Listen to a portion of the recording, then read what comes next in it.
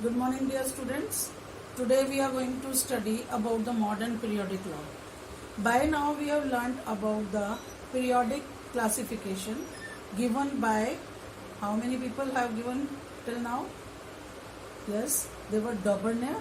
He gave the law of triads, and the another one was Newland's law of octaves, and the third, which was the most successful about all of the three from all of the three people, that was Mendeleev's periodic table. Now since it was also not approved because it also had some drawbacks which were not acceptable, so the new theories were proposed, and today we are going to study about modern periodic law. Okay, so what is all about modern periodic law? First, let us see what is the thing behind modern periodic law, why it was being discovered and how it was discovered. By the time Mendeleev was working on his table, at that time some discoveries of radioactive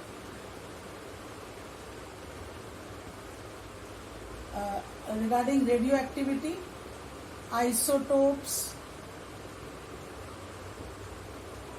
and isobars and some sort of atomic nuclei, etc., were being discovered. Okay, so these concepts were discovered, concept of radioactivity or isotopes, isobars, atomic nuclei, etc., because people were working on them. So as a result, what was happening? Some new concepts were coming in the picture. So all these concepts, they led Moseley, Moseley, to change the periodic law, okay, which was given by Mendeleev. He brought a change in periodic law given by Mendeleev. Okay, he saw some sort of irregularities in the irregularities in the characteristic X-ray spectra of elements. So he concluded that the atomic number is more fundamental property. So what did he give? He said that atomic number is the more fundamental or basic property, okay, then as compared to atomic weight. So what did he conclude? Atomic number is more fundamental than what? Atomic weight.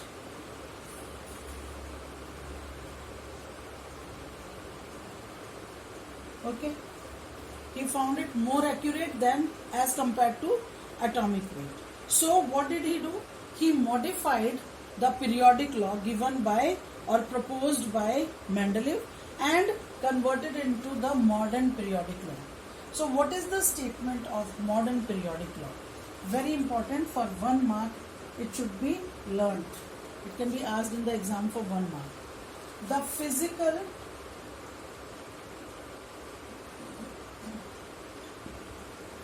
and chemical properties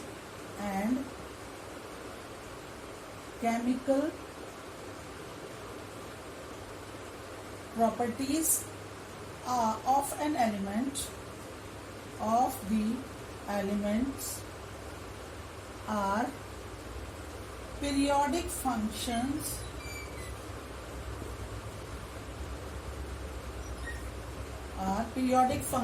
of their atomic numbers. Okay, so this was the statement, or this was the law which was proposed as a modern periodic law. Okay, who gave this? Moseley, Moseley. What did he say? the physical and chemical properties of the elements are periodic functions of their atomic numbers. And what Mendeleev was saying, that these are the periodic functions of their atomic weight. Okay, so this was a change that was brought by Moseley, and it was given as modern periodic law. Okay, so this modern periodic law was only the basis of modern periodic table. So we are going to discuss about modern periodic table now.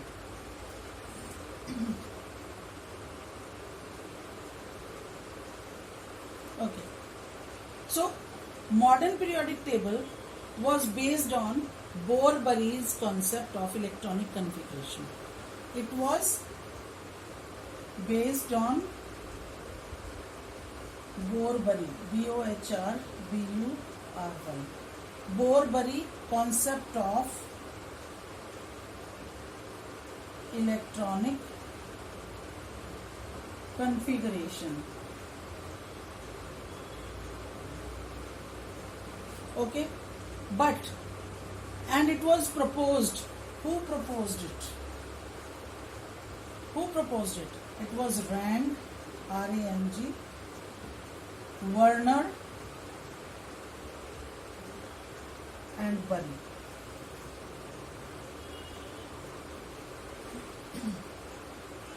They proposed this modern periodic table. I am writing here, proposed by Rang, Werner, and Bury. And this table, modern periodic table, is also known as long form, also called long form of periodic table. Okay, so what did he give? What did he give? What was the modern periodic table according to them?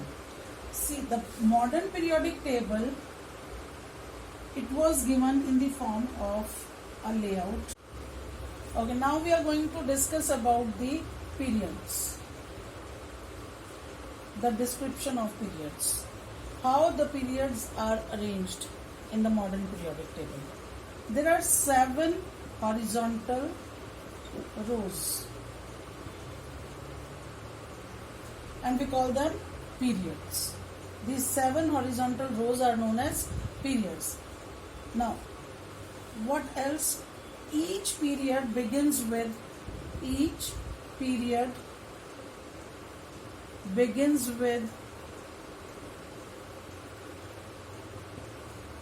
the outermost electron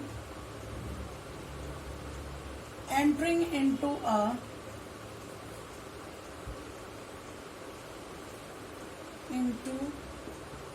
new principal quantum number and completes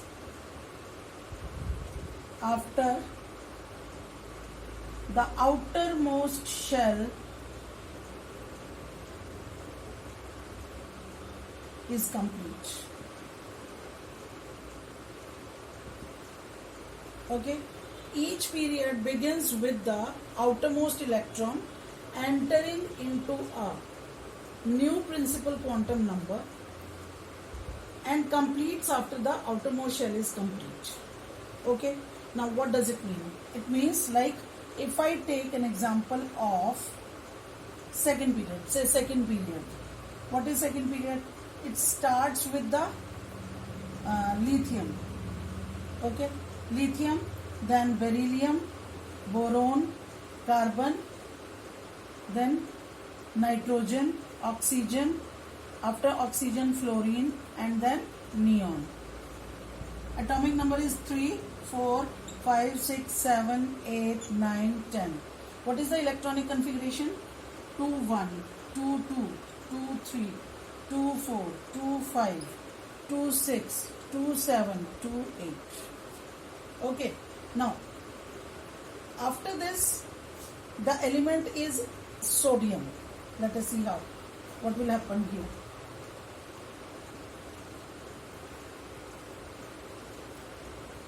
How many shells are there? 2 shells.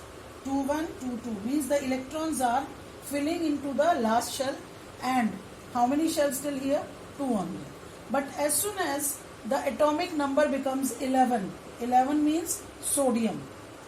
What will be the electronic configuration? 2, 8, 1. The number of the shell has increased. So, how it was filling? It was filling till 8 electrons were completed in the shell. After that, as soon as the new electron entered or the atomic number increased, the shell number also increased. Clear? So, after this comes magnesium, 12, 2, 8, 2. Okay. Now, till when it is going to fill? Until and unless the outermost shell occupies 8 electrons in it. Okay. Let us see. After magnesium, it is aluminium, 13, 2, 8, 3. Then silicon, 14, 2, 8, 4. Then comes phosphorus, 15, 2, 8, 5. Then sulfur, 16, 2, 8, 6. Chlorine, 17, 2, 8, 7. And argon, 18, 2, 8, 8. So I hope you have understood what I was telling. The number of electrons entering into the shell, they will keep on filling until and unless the octet is complete. Okay. So outermost shell has to accommodate 8 electrons. So until and unless it does not, it is going to fill till 8, and after that the new electron will enter into the new shell. Fine. So the next feature is that the number of period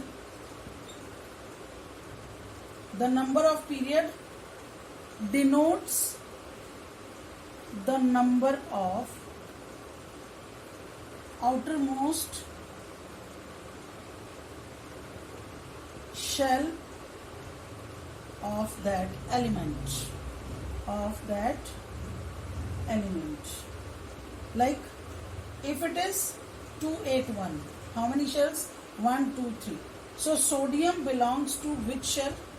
Which period? Third period. How many shells are there? 1, 2, 3. Okay.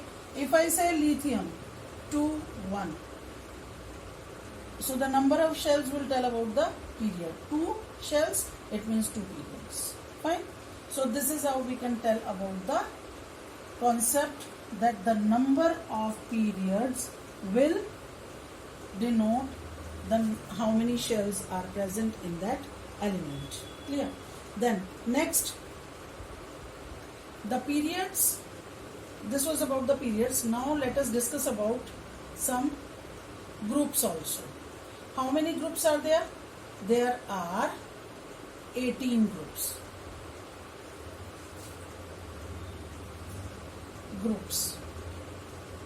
Description of groups. How many groups? In all, in modern periodic table, there are 18 groups. And what are groups? They are vertical columns.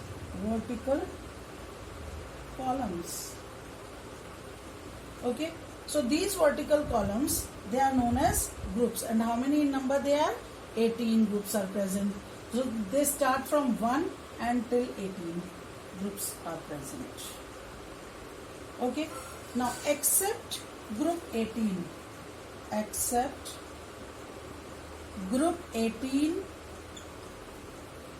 outermost energy levels, or we can say shells, are partially filled or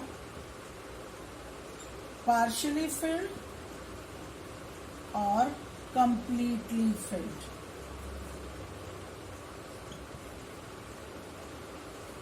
Okay. So except group 18. Why?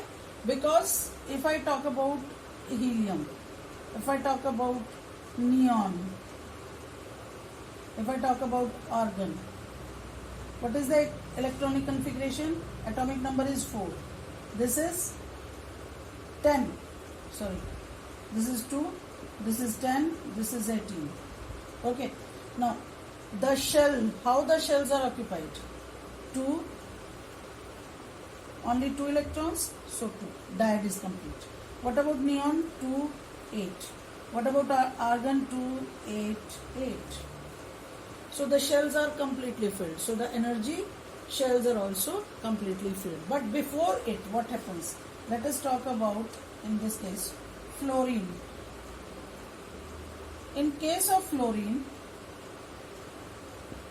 what is the condition? Electron, atomic number is 9. So 2, 7. One is completely filled, another one is partially filled. Okay. So if I say about, say, sulfur. In case of sulfur, atomic number is 16. 2, 8, 6. So what does it show? 2 are completely filled, but the last one is partially filled. So this is the characteristic that we are discussing here in this point. Fine. So this was about the groups. Okay. Now, what are the different advantages of the long form of periodic table? Advantages. First advantage is that it is based on the fundamental property, that is atomic number, which is quite accurate. So more accuracy and preciseness is there in this form of periodic table. Then it also correlates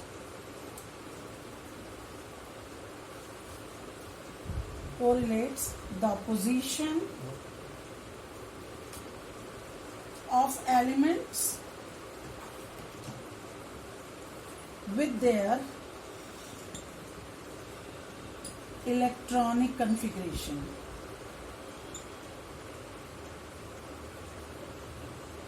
How? For example, chlorine, atomic number is 17. Okay, so what is the electronic configuration? 2, 8, 7.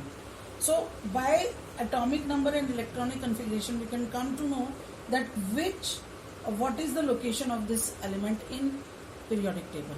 Like, how many shells? 3 shells. So it means it belongs to third period.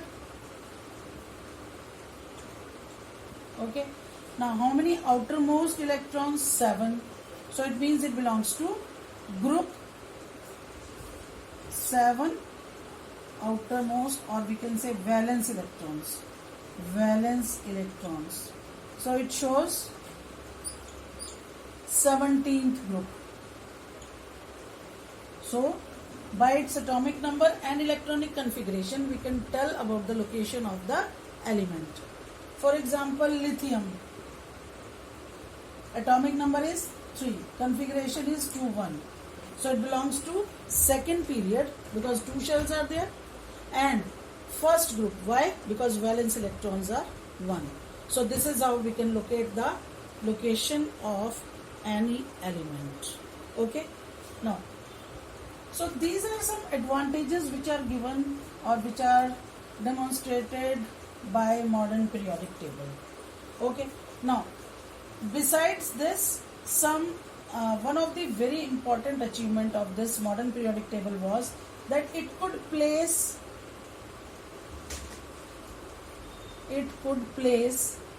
or give place to inert gases,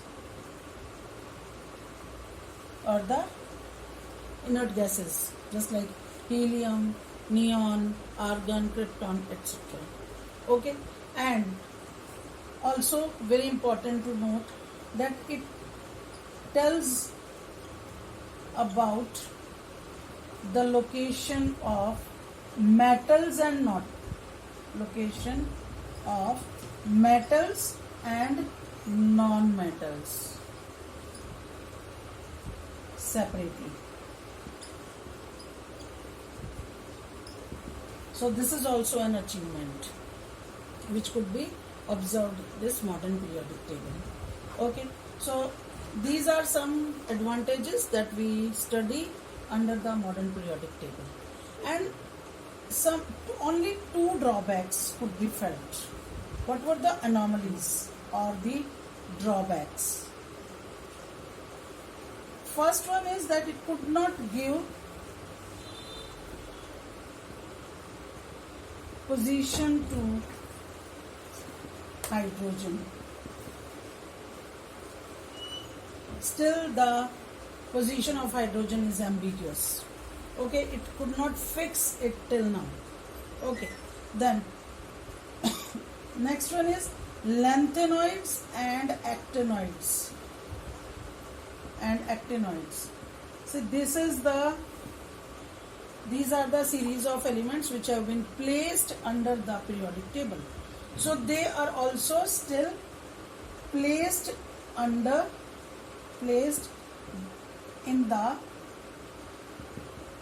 bottom of the table.